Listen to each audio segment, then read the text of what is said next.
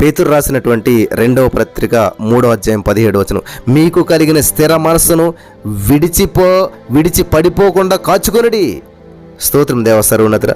నిజమే, స్థిరమైన మనస్సును నా ప్రభు విడిచి పడిపోకుండా కాసుకోనమన్నావు. ఇక్కడ ఉన్న ప్రతి వారందరినీ కూడా నా ప్రభు దీవించి ఆశ్రయించి బలపరిచి ఈ వాక్యం ద్వారా వెలిగించమని యేసు నామములో ప్రార్థించి పొందుకున్నాం తండ్రి, ఆమేన్. పాలియాంగిచ్చు గారి సంఘంలో జరిగినటువంటి ఒక సంఘటన మీతో పంచుకోవాలని చెప్పి ఆశపడుతూ ఉన్నాను.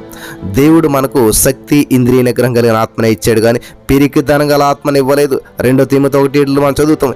ఇంద్రియ నిగ్రహం గల ఆత్మ అనేటువంటిది స్వస్థ బుద్ధి గల ఆత్మ అని చెప్పి మూల భాషలో చెప్పబడింది. ఇంగ్లీష్ భాషలో సౌండ్ మైండ్, ఆమేన్ చెప్పాలి, సౌండ్ మైండ్ అని చెప్పబడి మనం గమనిస్తూ ఉన్నాం.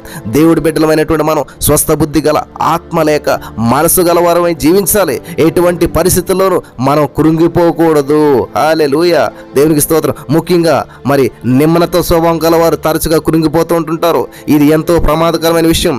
గమనించాలన్న ప్రియమైనటువంటి సహోదరి స్నేహితులారా, ఇక్కడ గమనించినట్లయితే ఆదివారము మరి ఇక్కడ 2వ ఆరాధనలో పాలియాంగిస్ గారు ఉన్నప్పుడంట మరి జబ్బు పడినటువంటి ఒక వ్యక్తిని స్వస్థత ప్రార్థన చేయించడానికి తీసుకుని వచ్చారంట. అతని కాళ్ళు, చేతులు అన్నీ కూడా కట్టబడి ఉన్నాయంట. అందుని బట్టి అతను మానసికంగా దిగజారిపోయిన స్థితిలో ఉన్నాడు అని పాలియాంగిచ్చు గారు గ్రహించి ఆ రోజున ఆదివారపు ఆరాధనలో ఆలయ నిర్మాణం కొరకు విశ్వాసులు మరి వాగ్దానం చేస్తూ ఉన్నారంట. మరి ఈ చర్చి నిర్మించడానికి మరి ఇంత కానుకలు అవసరమైందని చెప్పి అన్నప్పుడు ఆ కూడి వచ్చిన వారందరికీ కూడా వాగ్దానపు అట్టలను వీళ్ళు పంచిపెడుతూ ఉన్నారంట. వాళ్ళంతా కూడా ఆత్మ ప్రేరేపణ కొలదా అందులో మరి ఇవ్వదలసినటువంటి పైకం రాసి తిరిగి ఇస్తూ ఉన్నారంట. ఇదిగో కార్డు తీసుకున్నారు, మేము ఇంత ఇవ్వగలుగుతాం చర్చిగా అనుకుంటూ ఉన్నారంట. మానసికంగా కృంగిపోయినటువంటి ఆ వ్యక్తి కూడా చేతిలో కూడా ఈ యొక్క కార్డు పెట్టారంట.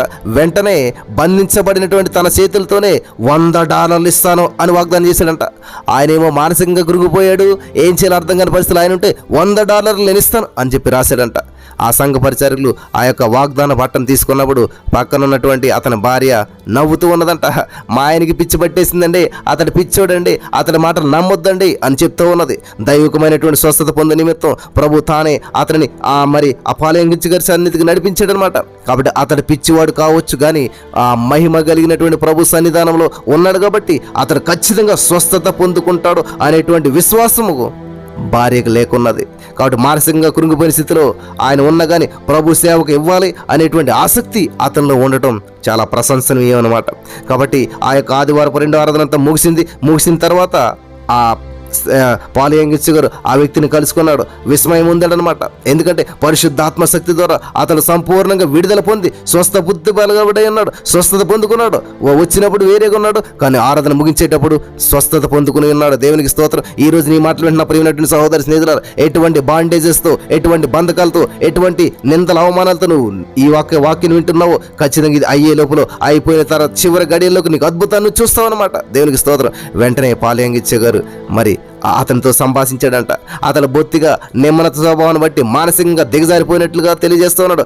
అతను తన యొక్క క్లుప్త చరిత్రను వివరించాడంటండి. అతని యొక్క పరిస్థితి ఏంటనేది వివరించాడంట. కృంగిపోయినటువంటి స్థితిలో ఉన్నాడు. అయ్యా, నేను ఎరువులు తయారు చేసేటువంటి వ్యాపారంలో ఉన్నానయ్యా. ఒకరోజు వ్యాపారంలో నష్టం వచ్చింది. ఆ నష్టం వల్ల చాలా అప్పుల పాలైపోయాను. ఏం చేయాలో తెలియలేదు. అప్పుల పరిస్థితిలో కూరుకుపోయాను. అందుని గురించి ఆవేదన చెందటం వల్ల నేను మానసికంగా కృంగిపోయాను. ఆ విధంగా నేను మానసికంగా కృంగిపోయాను. అందుకనే బీపీ, షుగర్, థైరాయిడ్ సమస్యలన్నీ వచ్చి వేధిస్తూ ఉన్నాయి. అన్ని విధాలుగా కృంగిపోయాను, నేను మానసికంగా కృంగిపోయాను. జబ్బు పడినటువంటి నన్ను హాస్పిటల్కి తీసుకుని వెళ్ళి అన్ని విధముల చికిత్స చేయించారు. నాకు కరెంట్ షాక్ కూడా ఇచ్చారు. అయినా సరే నేను స్వస్థత పొందుకోలేకపోయాను.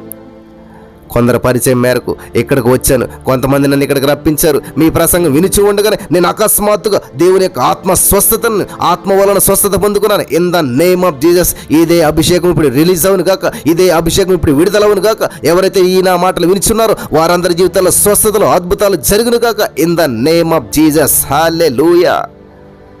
మీ ప్రసంగం వింటూ ఉండగానే ఆకస్మికమైన ఆత్మ వలన స్వస్థత పొందితిని. ఇప్పుడు వాస్తవంగా నేను గ్రహిస్తున్నాను, నాకు స్నేహితులు లేరు. నా యొక్క పరువు అంతా కూడా మంటగలిచిపోయింది. నా ప్రతిష్టలంతా కోల్పోయాను. నాకు కొండంత అప్పు ఉన్నది. నేనేమి చెయ్యాలో నాకు నా వలన కావట్లేదు. నా వలన ఏమీ కాదు. నాకు నప్పులు నేను తీర్చలేను. నా పరిస్థితి చాలా విషమంగా ఉందయ్యా అని చెప్తూ ఉన్నాడు. అతడు చెప్పిందంతా నిజమే. అతడు అప్పులు పాలైపోయాడు. అప్పులు తీర్చుకునే స్తోమత అతనికి లేదు. అయితే దేవుని వాక్యానుసారంగా బోధించుతున్నటువంటి పాలియాంగిచ్చు గారు అతనిలో మరుగైనటువంటి దేవుని వరాలను గురించి తెలియజేయడానికి ప్రయత్నం చేశాడు. మీరు నిమ్మనత స్వభావం గురించి మరి చోటియొద్దు, మిమ్మల్ని మీరు తక్కువ అంచనా వేసుకోవద్దండి. మీరు ఒట్టివారని చెప్పి తలంచవద్దు. మీరు తక్కువ వాళ్ళు కాదు. మీరు ప్రభువైన యేసుక్రీస్తు వద్దకు వచ్చారు. ప్రభువైన యేసుక్రీస్తు ప్రభువారి యొక్క శక్తి, ఆయన యొక్క వనరులు యావత్తు మీలో నివసిస్తున్నాయి. కాబట్టి దేవుడు మిమ్మల్ని వాడుకొనబోచున్నాడు. ఇప్పటి వరకు మీరు ఒట్టివారు కావచ్చు, కానీ ఇక నుంచి మీరు దేవుని కుమారునిగా ఉన్నారు. మీరు విజయవంతంగా నిలబడండి. మీలో దేవుని శక్తి, దేవుని వనరులు నివసిస్తున్నాయి. కాబట్టి వాటిని మీరు వాడుకొనవలను అని చెప్పి పాలయంగిచ్చి గారు ప్రోత్సాహపరుస్తూ ఉన్నాడు, ఎంకరేజ్ చేస్తూ ఉన్నారు. మీరు ఓడిపోయిన వారు కాదు, మీరు విజయం పొందినటువంటి వారు. ఆత్మ ప్రేరేపణ కొలది పాలయంగిచ్చి గారు చెప్పిన ప్రతి మాట కూడా ఆయన హృదయంలో బలంగా క్రియ జరిగిస్తూ వచ్చింది. అతడు ఇలాగ ప్రార్థించడం మొదలుపెట్టాడు, నేను ఎటువంటి వ్యాపారం చేయాలో మీరే చెప్పండి. అందుకని పాలయంగిచ్చి గారు అన్నాడు, మీరు ఎటువంటి వ్యాపారం చేయవలనో నేను చెప్పను. మీరు దయచేసి బైబిల్ గ్రంథాన్ని చదివి ప్రార్థన చేయండి. ప్రభువే మీతో మాట్లాడతాడు. నేను చెప్పను ఏ వ్యాపారం చేయాలో, మీరే ప్రార్థించండి అని చెప్పి పాలయంగిచ్చి గారు పంపేశారు. కొంతకాలం తర్వాత ఒకరోజు అతడు ఆనందభరితుడైపోయి దేవుని యొద్దకు వచ్చాడు, మళ్ళీ సన్నిధికి వచ్చాడు. పాస్టర్ గారండి, నేను పరిశుద్ధ గ్రంథాన్ని చదువు చూడగా మీరు లోకానికి ఉప్పు అయి ఉన్నారు అనేటువంటి మాట నా హృదయాన్ని తాకింది. అందువల్ల నేను ఉప్పు వ్యాపారం చిన్నగా ప్రారంభించాలనే ఆలోచనలో ఉన్నాను. మీ యొక్క ఉద్దేశం ఏమంటారు అన్నాడు. మీకు నమ్మకం కుదిరినట్లయితే, మీకు దేవుడు మాట్లాడినట్లయితే మీరు అలాగే చేయండి అని చెప్పి సంచయించవద్దు, అనుమానించవద్దు, దేవుడు మీకు తోడైనాడని చెప్పి చెప్పాడంట పాలయంగిచ్చి గారు. ఓకే అని ఉప్పు వ్యాపారం ప్రారంభించాడు. ఆర్థికంగా దిగజారిపోయినటువంటి ఆ సహోదరుడు చిన్నగా ఉప్పు అమ్మటం మొదలుపెట్టాడు. దేవుడు ఆశీర్వదించసాగాడు. తన రాబడి అంతట్లో కూడా దశంభాగం చెల్లించడం మొదలుపెట్టాడు. అప్పుడప్పుడు ఆ వాగ్దానం చేసిన కానుకలను కూడా చెల్లిస్తూ వచ్చాడు. ఇన్కమ్కు మించి ఇవ్వడం మొదలుపెట్టాడు. ప్రభువును ఆనందిస్తూ వ్యాపారాలు అభివృద్ధి చెందుతున్నాడు. ఎంత ఆశ్చర్యం అంటే అతను తలబెట్టినటువంటి ఆ ఉప్పు వ్యాపారం మరింత అభివృద్ధి చెందింది. సాల్ట్గా మార్చడం నేర్చుకున్నాడు, ఫ్యాక్టరీ పెట్టడం నేర్చుకున్నాడు, కొన్ని వందల వేల మందికి ఉద్యోగం ఇవ్వటం, మరి స్థితిలోకి ఆశీర్వదించబడటమే కాదు అనేక మందికి ఆశీర్వదకరంగా మార్చబడ్డాడు. అతను తలపెట్టినటువంటి ఉప్పు వ్యాపారం మరింత అభివృద్ధి చెందింది. దేవుని ఆశీర్వాదం కొలి నది ఒడ్డున అతను పెద్ద గొడవను కూడా కట్టాడు. అందులో $50,000 ఖరీదు కలిగిన ఉప్పు బస్తాలను నిల్వ చేయడం ప్రారంభించాడు. హల్లెలూయా. మనం ప్రభునందు ఆనందించిన కొలది, ఆయన ఆశీర్వాదం బట్టి అభివృద్ధి చెందిన కొలది అపవాది కొన్ని శోధనలు తెచ్చినకు జరుగుతూ ఉంటుంటుంది. అటువంటి సమయంలో మనం జాగ్రత్త గలవారమై, అపవాది తంత్రాన్ని ఎరిగిన వారమై ప్రవర్తించడం ఎంతో అవసరం ప్రియులారా. అది వేసవి కాలం కాబట్టి ఒక రాత్రి ఇంత అభివృద్ధి చెందాడు, ఇంత ఆశ్రయించబడ్డాడు, మంచిగా జీవితం వెళ్ళిపోతూ ఉంది. కానీ ఊహించిన సంఘటన ఎదురైంది. మళ్ళీ కూడా ఒక రాత్రి ఏమైందంటే, ప్రజలు జాగ్రత్తగా వినాలి, ఆకస్మికంగా భారీ వర్షం కురిసింది. అందువలన ఆ నదిలో ఉన్నటువంటి నీటి మట్టం పెరిగిపోయింది. వరద వచ్చి ఆ గొడవలో ఉన్న ఉప్పు బస్తాలు మొత్తం కరిగిపోయాయి, నీటిలో కలిసిపోయాయి. అతడు ఎంతో నష్టపోయాడు. కాబట్టి వర్షం ఆగిపోయిన తర్వాత మరి పాలయంగిచ్చి గారు అతను పరామర్శించడానికి ఆ గోడౌన్ దగ్గరికి వెళ్తే వర్షము వరదల కారణంగా నష్టపోయినటువంటి అతడు తప్పకుండా మానసికంగా దిగజారిపోయి ఉంటాడనేటువంటి భయంతో ఈ పాస్టర్ గారు అనుకుంటున్నాడు, ఎంతో నష్టపోయాడు, ఇంకా దిగజారిపోతాడు, మానసికంగా గురుంగిపోయాడు, ఇతను ఎలా ఓదార్చాలి అని అనుకుంటూ ఉన్నారంట. ప్రియులు గమనించాలి, ఉప్పుకి నీటికి మధ్య దగ్గర సంబంధం ఉంది. ఉప్పు నీటిలో కరిగిపోయేటువంటి స్వభావం కలదు కదా. కాబట్టి ఈ పాలయంగిచ్చి ఆ గోడౌన్లో అడుగు పెట్టినప్పుడు అక్కడ ఉప్పు ఏమాత్రం లేదు. ఒకప్పుడు మానసికంగా దిగజారి మరి ఆ యొక్క ఆరాధనలో పాల్గొనడం ద్వారా స్వస్థత పొంది తర్వాత సంఘ పెద్దగా ఉండి అతడు తన గోడౌన్లో కూర్చొని ఉన్నాడు. అతడు ఏమి చేస్తున్నాడని చెప్పి పరీక్షించి చూసగా అటువంటి స్థితిలో ఆ గోడౌన్లోనే కూర్చున్నటువంటి వ్యక్తి దగ్గరికి పాలయంగిచ్చి గారు వెళ్ళారు. అసలు ఏం చేస్తున్నాడు ఇతను, ఎటువంటి బంధకంలో ఉన్నాడు, ఎటువంటి పరిస్థితిలో ఉన్నాడు అని చూస్తే అక్కడ కుర్చీలో కూర్చుని ఉన్నాడు. ఏం చేస్తున్నాడు ఈయన కుర్చీలో కూర్చుని అని చెప్పి జాగ్రత్తగా పరిశీలన చేస్తే అతడు అటువంటి పరిస్థితుల్లో వ్యాపారం మొత్తం నష్టపోయింది. తన దగ్గర ఉన్న సాల్ట్ ప్యాకెట్లన్నీ, ఆ ఉప్పు బస్తాలన్నీ కూడా కరిగిపోతే అతడు చక్కగా కూర్చుని ఏం చేస్తున్నాడంట, పాడుతూ ప్రభును స్తుతిస్తూ ఉన్నాడంట. హల్లెలూయా హల్లెలూయా స్తుతి మహిమా ఎల్లప్పుడు ఎల్లప్పుడు ఎల్లప్పుడు ఎటువంటి పరిస్థితులైనా సరే దేవునికి చెల్లును గాక, దేవుడు మహిమ కలిగినటువంటి వాడు, దేవుడు నామ మహిమపరచబడు, ఇలాగ పాటలు పాడుతున్నాడంట. అప్పుడు పాస్టర్ గారు అనుకున్నారంట పాలయంగిచ్చి గారు, ఇతడు మంచి మనసుతోటే ఇలా చేస్తున్నాడా, లేకపోతే ఏమైనా పిచ్చి పట్టిందా, మానసికంగా కృంగిపోయాడా అని చెప్పి అనుమానంతో పరీక్షించడానికి వెళ్ళాడంట. అతడు ఎంత మాత్రం కూడా దిగజారిపోలేదు. ఈ నష్టం బట్టి మీరు బాధపడట్లేదా అని చెప్పి పాస్టర్ గారు అడిగారంట. మీరు మానసికంగా ఆవేదన చెందట్లేదా అని ప్రశ్నించారంట. అతను చక్కగా సమాధానం ఇచ్చాడు. పాస్టర్ గారండి, నేను మానసికంగా దిగజారిపోను, ఈ పరిస్థితిని బట్టి నేను ఏమాత్రం చింతించను. అని చిరునవ్వుతో జవాబిచ్చాడంట. హల్లెలూయా. నువ్వు చెప్పగలుగుతావు ఈ రోజున? నువ్వు అనుకున్న ఉద్యోగం నీకు రాలేనప్పుడు, నువ్వు అనుకున్న వివాహం నీకు జరగలేనప్పుడు, నువ్వు అనుకున్న కార్యం నీ జీవితంలో జరగలేనప్పుడు నువ్వు చెప్పగలుగుతావా ఈ రోజున? దేవుడు నేను ప్రశ్నిస్తూ ఉన్నాడు. హల్లెలూయా. నేను మానసికంగా దిగజారిపోనండి, ఈ పరిస్థితులు బట్టి నేను ఎంత మాత్రం చింతించను అని నవ్వుతూ చెప్పాడు. నేను సమస్తం కోల్పోతుంది, దేవుడు సమస్తం కొట్టుకొని పోవుటకు అనుమతించను. కానీ మీరు తరచుగా చెప్తున్నటువంటి ప్రకారం దేవుని వనరులు నాలో ఉన్నాయి. నేను నిల్వ చేసిన ఉప్పును కొట్టుకుని పోయేలా చేసింది, కానీ నాలో నివసించు దేవుని ప్రసన్నతను, దేవుని వనరులను కొట్టుకుని పోలేదు కదా. నేను మరలా ప్రయత్నం చేసి నాలో ఉన్న వనరులను ప్రార్థన విశ్వాసంతో అభివృద్ధి చేసుకుంటాను. కొంత సమయంలోనే నేను మరలా నా వ్యాపారాన్ని పట్టుకుంటాను. విశ్వాస మాటలను ఉచ్చరించడం నాకు ఎంతో అవసరము. వాక్యము నీ యొద్దను, నీ నోటను, నీ హృదయంలో ఉన్నది. అది మేము ప్రకటించు విశ్వాస వాక్యమే. ఏలయనగా నీతి కలిగినట్లు మనుషుడు హృదయంలో విశ్వసించును, రక్షణ కలిగినట్లు నోటితో ఒప్పుకొను అని రోమాపత్రిక 10:8-10 వరకు ఉన్నది కదా పాస్టర్ గారు. ఈ యొక్క 4వ పరిమాణ విధులను అనుసరించి అద్భుతములను చూడగోరువాడు 4 నియమాలను పాటించవలను. అందులో 4వ నియమం విశ్వాస వాక్యములను ఉచ్చరించట. సమస్తమును కోల్పోయిన ఆ వ్యాపారి తాను విన్నటువంటి బోధన బట్టి, అనుభవాలను బట్టి విశ్వాస ఒప్పుకోలు చేస్తూ ఉన్నాడు. దేవుడు మనల్ని ఆశీర్వదించేవాడు. దేవుడు మనకు దయచేయు ఆశీర్వాదమును, ఆరోగ్యమును అపవాది చెడగొడుతూ ఉన్నాడు, వాడు చేస్తూ ఉన్నాడు. అందువలన విశ్వాస వాక్యం ఉచ్చరించడం ద్వారా అపవాదిని మనం ఎదిరించగలమని కానీ అపవాదికి చోటీయకూడదు.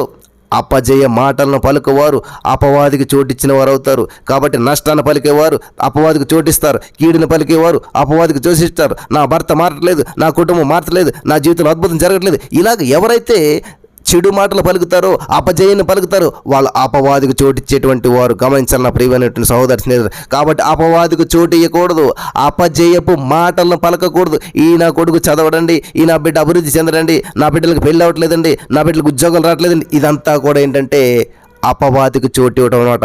అపజయపు మాటలను పలకకూడదు. అలా పలికేటువంటి వారు అపవాదికి చోటిస్తూ ఉన్నారు. కాబట్టి వారు మానసికంగా కృంగిపోతారు. నిమ్మనతో స్వభావం ప్రమాదకరం ప్రియులారా. ఈ యొక్క మరి మీరు గమనించినట్లయితే చాలా అద్భుతం జరుగుతూ ఉంది ఇక్కడ. హల్లెలూయా. దేవుని వాక్యం విశ్వసించండి, మీ నోటితో ఒప్పుకోండి. వాక్యాన్ని ఎత్తిబట్టి పలకండి, మీ సమస్యలు ఎలా ఉన్నా సరే. కాబట్టి ముందు మానసికంగా దిగజారినటువంటి వ్యక్తి కాలం గతించిన కొలది దేవుని వాక్యం మందు వేరుపారి స్థిరమై మనసు కలిగి జీవిస్తూ వచ్చాడు. అపోస్తలుడైన పేతురుగా మరి వారి మాటలను మనం జ్ఞాపకం చేసుకుంటూ వల్ల చాలా అద్భుతాలను చూస్తూ ఉంటుంటాం. మంచిది. మీకు కలిగిన స్థిర మనసును విడిచి పడిపోకుండా కాచుకొనడి. మీకు కలిగినటువంటి స్థిర మనసును విడిచి పడిపోకుండా కాచుకొనడి. దేవునికి స్తోత్రం. మీకు కలిగిన స్థిర మనసును విడిచి పడిపోకుండా కాచుకొనడి. అతను మరలా అదే వ్యాపారం ప్రారంభించాడు. దేవుడు తాను ఆశీర్వదించిన విధానం జ్ఞాపకం చేసుకుని తాను పాటించవలసిన నియమాలను పాటిస్తూ నష్టపోయిన వ్యాపారాన్ని మరలా ప్రారంభించాడు. రోజులు గడుస్తూ ఉండగానే వ్యాపారం మళ్ళీ పుంజుకుంది, వ్యాపారం మళ్ళీ అభివృద్ధి చెందింది. అతడు కోటీశ్వరుడైపోయాడు, కోట్ల రూపాయలు సంపాదించాడు. ఎంతైతే నష్టపోయాడు దానికి 1000 రెట్లు, కోట్ల రెట్లు ఆశీర్వదించబడ్డాడు. ఆశీర్వాదాన్ని స్వతంత్రించుకున్నాడు, మరలా కోటీశ్వరుడైపోయాడు. దేవుడు అతన్ని ఎంతగా ఆశీర్వదించాడంటే దానిని మాటలో వర్ణించలేము. తర్వాత కాలంలో అతడు చేతి గడియారములను కూడా తయారు చేయటం మొదలుపెట్టాడు. వాచ్ కంపెనీ ప్రవేశపెట్టాడు. ఆ వ్యాపారాన్ని కూడా దేవుడు ఆశీర్వదించాడు.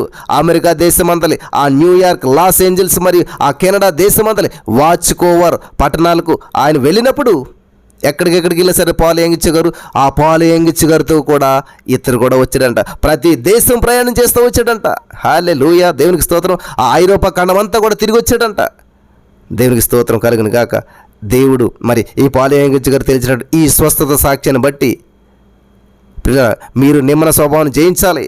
నిమ్మన స్వభావంతో బాధపడేటువంటి వారికి మనం చెప్పవలసిన అతి ప్రాముఖ్యమైనటువంటి సందేశం ఏంటి తెలుసా?